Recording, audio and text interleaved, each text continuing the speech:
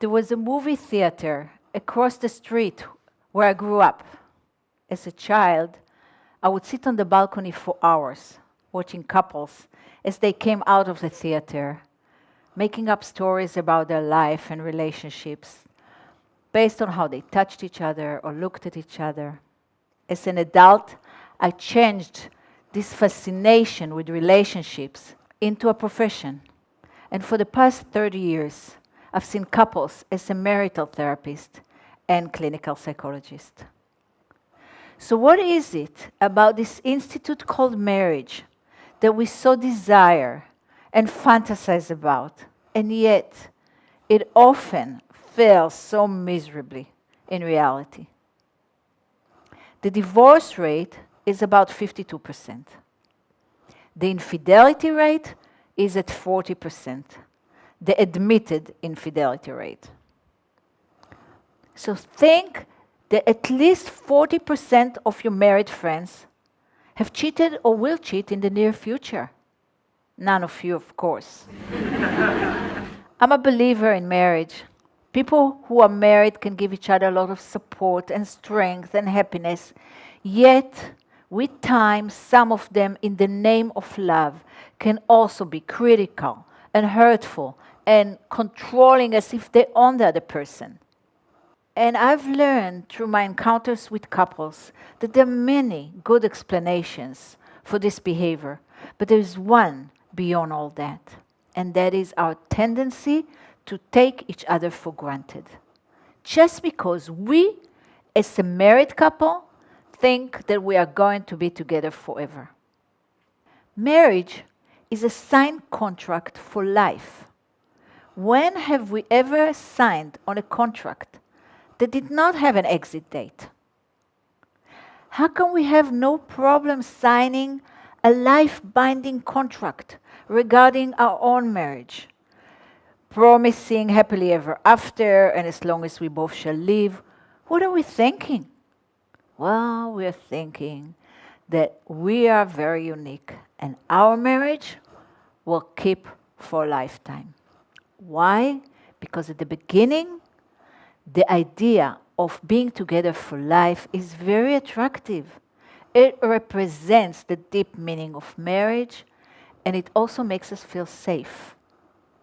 Yet, this eternal promise can turn like a double-edged sword, and we can become vain and indifferent.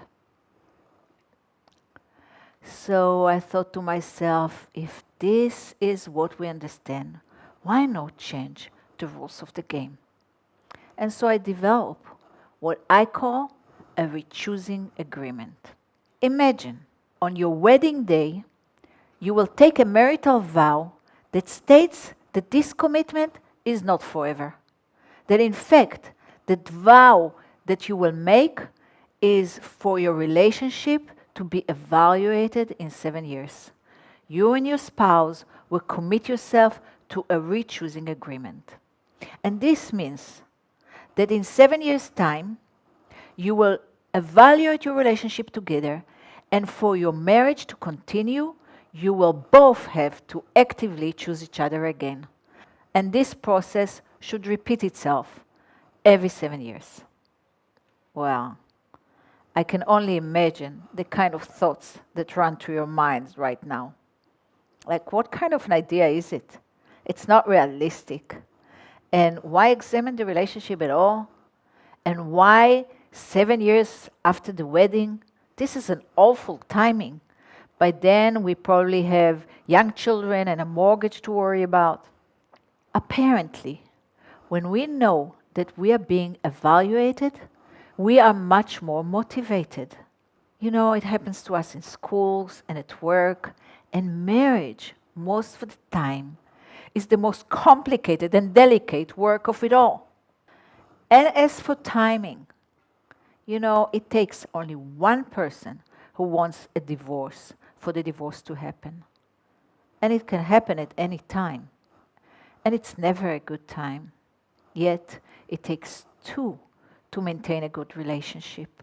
And so ironically enough, the re-choosing agreement can keep our marriage alive because it's an awareness that stays in our mind like a little light to remind us not to take each other for granted.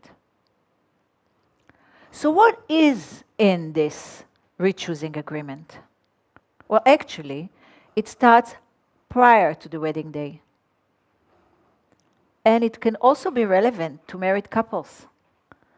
Let's look at Dan and Tammy, a couple, who came to me in order to resolve some conflicts in their relationships. And in one of the sessions, we decided to build together such an agreement. And so I asked each of them to write down the moral values that are most important to them. And Tammy came and asked for honesty and trust. And Dan came with being a vegetarian and a need for respect. And although there was nothing new to them, it elicited a very deep and interesting conversation. And then I asked them to write down their expectations from each other, which is not simple. And Tammy asked for his mother not to come over every day. And he asked for more sex and also for more personal time for himself. And so that led to more topics and more discussions. And eventually, they succeeded to come up with a mutual list of wishes that they both agreed upon. So now they know what worked for them and they can enjoy it. And 7 years from now, they will sit together and evaluate their relationship through the eyes of who they will become. Well, if they will be happy, they will choose each other again, and that's great. But if they will not, then they will discuss it and decide what to do. Maybe they can solve it by themselves. Or maybe they should take a professional help. Or maybe on extreme cases, they can go for a trial period of separation. Or perhaps they might decide to take the exit point in their relationship.